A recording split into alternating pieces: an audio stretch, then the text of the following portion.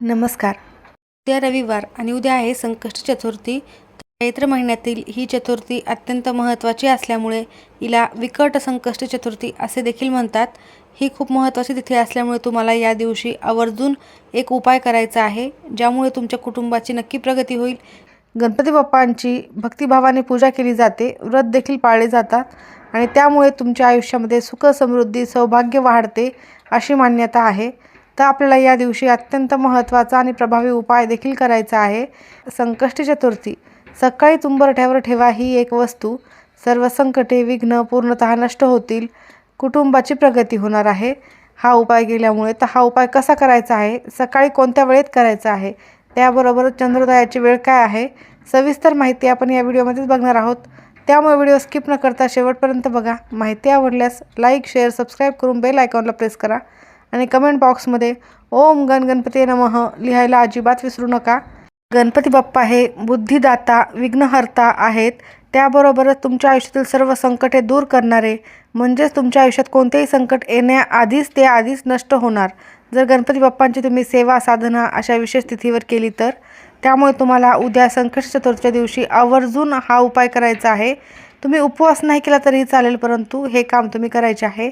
जर तुम्हाला तुमच्या आयुष्यामध्ये वारंवार अनेक संकटांना सामोरे जावे लागत असेल किंवा सतत तुमच्या घरावर काही ना काही विघ्न येत असतील किंवा तुम्हाला कामामध्ये अडथळे येत असतील किंवा तुमची प्रगती थांबलेली असेल, तुमच्या कुटुंबातील कोणत्याही सदस्यांची प्रगती होत नाही आहे, कोणत्याही कामामध्ये अडथळे अडचणी या निर्माण होत आहेत, त्यासोबतच तुम्ही कोणतेही काम करायला गेलात ते पूर्णत्वाला येते पण काही कारणास्तव अपूर्ण राहते, अशा असंख्य समस्या असतील, त्याबरोबर तुमच्या मुलांची देखील अभ्यासात प्रगती होत नसेल तर हा उपाय तुमच्यासाठीच आहे. गणपती बाप्पा हे आबालवृद्धांचे आराध्य दैवत. गणपती हाच सृष्टीचा निर्माण करता असल्याचे मानले जाते. तोच ब्रह्म आहे, तोच विष्णू आहे, रुद्र आहे, इंद्र आहे असे सांगितले जाते. तो समरणांगणात अग्रस्थानी लढणारा, आनंदाच्या प्रसंगी मनसोक्त नाचणारा, गोडधोड आवडीने खाणारा आणि शिक्षणाची आवड असणारा आणि आस्था बाळगणारा, असा सर्वांना आदर्श वाटणारा आणि हवाहवासा वाटणारा असा देव गणपती बाप्पा आहेत. गणपती बाप्पा हे बुद्धीचे देवता देखील आहेत. गणपती ही वैश्विक देवता देखील आहे. गणेश ही प्रेरणा देणारी देवता देखील आहे. विविध कलांच्या आविष्काराने सर्वांशी खुला संवाद करणारे आणि सर्वांना आपलेसे वाटणारे हे दैवत आहे. पराक्रमी असले तरी कोपिष्ट नाही, तेजस्वी असले तरी तापहीन नाही असे हे दैवत आहे. यामुळे हे देव सर्वांनाच जवळचा आणि आपलासा वाटतो. विघ्नहर्ता, सुखकर्ता गणपती बाप्पांची कृपा लाभावी यासाठी विविध प्रकारच्या उपासना केल्या जातात. यामध्ये चतुर्थी व्रताचरण करणे अत्यंत शुभ फलदायी मानले जाते आणि अशा या विशेष तिथीवर काही प्रभावी उपाय जर केले तर निश्चितच त्याचा शुभ परिणाम तुमच्या आयुष्यावर तुम्हाला झालेला पाहायला मिळेल. कोणत्याही कार्याची सुरुवात करण्यापूर्वी गणपती बाप्पांची पूजन केले जाते, त्यांचे स्मरण केले जाते. जे कार्य हाती घेतलेले आहे ते निर्विघ्नपणे पार पडण्यासाठी, कोणतेही अडथळे समस्या त्यामध्ये येऊ नये यासाठी गणपती बाप्पांची पूजा केली जाते. कार्यसिद्धी यशस्वी व्हावी यासाठी देखील गणपती बाप्पांचे आवाहन केले जाते, पूजन केले जाते. वर्षभरात बाप्पांनी आपल्यावर केलेल्या कृपेसाठी कृतज्ञता व्यक्त करण्याचा हा दिवस मानला जाणार आहे. संकष्टी चतुर्थीचे व्रत कोणालाही करता येते. गणेशाची आराधना करण्याची परंपरा आदिकालापासून चालत आलेली आहे. प्रत्येक संकष्टीला गणेश भक्त आपापल्या परीने, आपापल्या पद्धतीने गणपती बाप्पांचे भजन पूजन करत असतात. संकष्टी चतुर्थीचे व्रत हे फार प्राचीन काळापासून चालत आलेले आहे. त्यामुळे तुम्हाला या दिवशी नक्की हा उपाय आवर्जून प्रत्येकालाच करायचा आहे. तर सकाळी हा उपाय कोणत्या वेळेत करायचा आहे?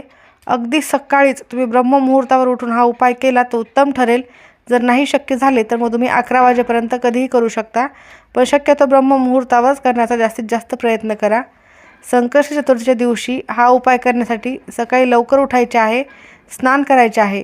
दिवसभर तुम्हाला उपवास देखील करायचा आहे. गणपती बाप्पांची षोडशोपचार पूजा करायची आहे.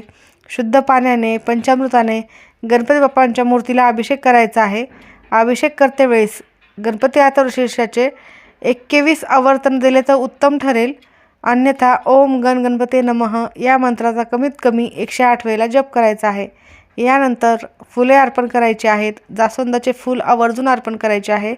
धूप, दीप, नैवेद्य दाखवायचा आहे. तुम्ही फळाचा किंवा पेढ्याचा नैवेद्य सकाळी दाखवू शकता. संध्याकाळी तुम्हाला मोदकाचा नैवेद्य दाखवायचा असतो. त्यानंतर आरती करायची आहे. गणपती बाप्पांचे नामस्मरण करायचे आहे, प्रसाद ग्रहण करून त्याचे वाटप देखील करायचे आहे। तर तुम्हाला आवर्जून अशा प्रकारे गणपती बाप्पांची सकाळी विधिवत पूजा करायची आहे व त्यानंतर लगेचच तुम्हाला हा उपाय करायचा आहे। संकष्टी चतुर्थीच्या दिवशी रात्री चंद्रोदयाची वेळ पाहावी आणि धूप दीप लावून गणपती बाप्पांना नैवेद्य अर्पण करायचा असतो। चंद्रदर्शन घेऊनच, चंद्राला अर्घ्य देऊनच तुम्हाला गणपतीची आरती करायची असते। जास्वंदाची फुले आणि दुर्वा वाहून उपवास सोडायचा असतो। संकष्टी चतुर्थीच्या दिवशी जास्वंदाचे फूल आणि दुर्वाची जुडी अवश्य अर्पण करावी, याशिवाय तुमचा उपवास पूर्ण होत नाही असे देखील सांगितले जाते। अगदी काही शक्य नसल्यास एकदा तरी भक्तिभावाने अथर्वशीर्ष म्हणावे आणि श्रवण देखील करावे। चंद्रदर्शन घेतल्याशिवाय उपवास सोडू नये असे देखील म्हटले जाते। संकष्टी चतुर्थीच्या दिवशी गणपती बाप्पांना एक दुर्वाची जुडी अवश्य अर्पण करावी। शक्य असेल तर 21 दुर्वांची जुडी आवर्जून अर्पण करावी। असे केल्यास बाप्पा प्रसन्न होतात, सुख समृद्धी आणि बुद्धी प्रदान करतात असे देखील म्हटले जाते। दुर्वा अर्पण केल्याशिवाय गणपती बाप्पांची पूजाही पूर्ण होत नाही आणि पूजेचे पुण्य देखील लाभत नाही अशी मान्यता आहे। त्यामुळे तुम्ही आवर्जून दुर्वा आणि फूल अर्पण करायचे आहे। तर हा उपाय करण्यासाठी सकाळी तुम्ही गणपती बाप्पांची विधिवत पूजा करून, अभिषेक करून गणपती बाप्पांना तुम्हाला पंचामृताने अभिषेक करायचा आहे। हे सर्व काम झाल्यानंतर जास्वंदाची फुले, दुर्वा वाहून झाल्यावर हळद कुंकू अक्षता फुले सर्व साहित्य वाहून झाल्यानंतर लगेचच हा उपाय करायचा आहे। तर हा उपाय करण्यापूर्वी तुम्हाला सर्वप्रथम दिवा प्रज्वलित करून घ्यायचा आहे। तुम्ही अभिषेक करत असताना दिवा हा प्रज्वलित केलेला असणारच आहे। तर तुम्हाला एक दिवा घ्यायचा आहे। मातीची पंती घेतली किंवा निरांजन घेतली तरीही चालेल, कोणत्याही धातूचा दिवा तुम्ही घेऊ शकता। त्यामध्ये तुम्हाला शुद्ध गाईचे तूप टाकायचे आहे। गाईचे तूप नसेल तर इतर कोणतेही चांगले तूप तुम्ही टाकू शकता।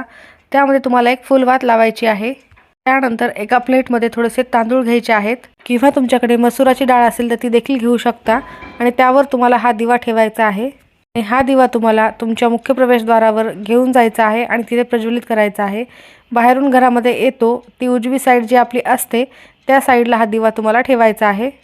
असा दिवा तुम्ही संकष्टी चतुर्थीच्या दिवशी लावल्याने गणपती बाप्पा देखील प्रसन्न होतात, कारण ते या दिवशी सूक्ष्म स्वरूपामध्ये आपल्या आजूबाजूलाच असतात। त्यासोबतच माता लक्ष्मी देखील प्रसन्न होते, तुमच्या घराकडे आकर्षित होते आणि तुमच्या घरातील कोणतीही आर्थिक समस्या असो ती नष्ट होते। त्यानंतर तुम्हाला थोडेसे पाण्यामध्ये थोडेसे गंगाजल टाकले तरी चालेल। ह्या पाण्याने तुम्हाला उंबरठ्यावर शिंपडून स्वच्छपणे पुसून घ्यायचे आहे। त्यानंतर एका वाटीमध्ये थोडीशी हळद, त्यामध्ये थोडेसे गंगाजल, थोडेसे गोमूत्र टाकायचे आहे आणि याची पेस्ट बनवायची आहे। गुलाबजल असेल ते देखील आवर्जून टाकायचे आहे आणि याचं उंबरठ्यावर लेपन करून घ्यायचं आहे। प्रत्येकालाच माहीत आहे की उंबरठ्यावर कसे लेपन करतात ते। त्यानंतर उंबरठ्यावर दोन्ही बाजूला तुम्ही कुंकवाने स्वस्तिक काढायचे आहेत। कुंकवाचा गंध तयार करून त्याने देखील स्वस्तिक काढले तरीही चालेल। त्यानंतर तुम्हाला उंबरठ्याच्या बाहेर देखील एक छोटीशी रांगोळी काढून घ्यायची आहे। स्वस्तिक हे पूर्ण काढायचे आहे। मधले 4 बिंदू 2 कडाच्या लाईन आवर्जून द्यायच्या आहेत। त्यानंतर त्या स्वस्तिकला हळद कुंकू अक्षता फुले अर्पण करायचे आहे, नमस्कार करायचा आहे। स्वस्तिक हे मांगल्याचे प्रतीक आहे। माता लक्ष्मीला, गणपती बाप्पांना ते अतिशय प्रिय आहे। स्वस्तिक तुम्ही काढलेले असल्यानंतर त्या स्वस्तिकच्या मधोमध जिथे 4 रेषा एकत्र येतात असं मध्यभागी तुम्हाला एक सुपारी ठेवायची आहे। तर अशी सुपारी तुम्हाला दोन्ही स्वस्तिकवर ठेवायची आहे, तुमच्या उंबरठ्याच्या दोन्ही बाजूला। सुपारी हे गणपती बाप्पांचे प्रतीक मानले जाते आणि कोणत्याही कार्यामध्ये जर गणपती बाप्पांची मूर्ती जर देवघरामध्ये सोहळ्यामध्ये ठेवलेली असेल तर सुपारी हे गणपती बाप्पाचे स्वरूप म्हणून मानली जाते। तर उंबरठ्यावर ठेवलेल्या सुपारीला तुम्हाला हळद कुंकू अक्षता फुले वाहून घ्यायचे आहेत, नमस्कार करायचा आहे। गणपती बाप्पांचे प्रतीक आहे आणि कोणत्याही पूजेमध्ये, कोणत्याही शुभ कार्यामध्ये सुपारीचा वापर हा केलाच जातो, अनिवार्य असतो, म्हणून सुपारी खूप महत्त्वाची आहे। तर पूजेमध्ये वापरली जाते ती सुपारी तुम्हाला ठेवायची आहे, नमस्कार करायचा आहे। तर ही सुपारी तुम्हाला दिवसभर तशीच उंबरठ्यावर ठेवायची आहे। दुसऱ्या दिवशी त्यानंतर लाल पिवळ्या रंगाचा कलाव्याचा धागा जो असतो तो सुपारीवर बांधायचा आहे। तो जर तुमच्याकडे नसेल तर तुम्ही पांढऱ्या रंगाचा दोरा घेऊन त्याला लाल पिवळ्या रंगाचे बनवू शकता व त्याने तुम्हाला त्या सुपारीला सुतवायचे आहे। व त्यानंतर तुम्हाला ही सुपारी गणपती बाप्पांच्या मंदिरामध्ये नेऊन त्यांच्या चरणी अर्पण करायची आहे। तुमच्या ज्या काही समस्या विघ्न आहेत त्या दूर होण्यासाठी प्रार्थना करायची आहे आणि कुटुंबाच्या प्रगतीसाठी देखील प्रार्थना करायची आहे। सुपारी ठेवण्याआधी त्याखाली थोडेसे तांदूळ टाकून तुम्हाला ती सुपारी उंबरठ्यावर ठेवायची आहे, हे देखील लक्षात ठेवावे। त्यानंतर तुम्ही सर्व विधी पार पाडल्यानंतर जे तुमचे दिव्याखाली ठेवलेले तांदूळ किंवा मसुराची डाळ जी आहे ती तुम्ही पक्ष्यांना खायला टाकू शकता। तर अत्यंत महत्त्वाचा हा उपाय आहे. दोन्ही सुपाऱ्या तुम्हाला गणपती बाप्पांच्या चरणी अर्पण करायच्या आहेत. तुमच्या इच्छा पूर्ण होण्यासाठी तिथे मनोभावे प्रार्थना करायची आहे. नक्की हा उपाय करा. अतिशय फायदेशीर उपाय आहे. त्यासोबतच उद्या चंद्रोदयाची वेळ आहे, रात्री 9:45 यानंतरच तुम्हाला चंद्रदेवताची पूजा करून, अर्घ्य देऊन, गणपती बाप्पांची विधिवत पूजा करून, मोदकाचा नैवेद्य दाखवून, आरती करूनच उपवास सोडायचा आहे. माहिती आवडली असेल तर लाईक करा. सर्वांचे खूप खूप धन्यवाद.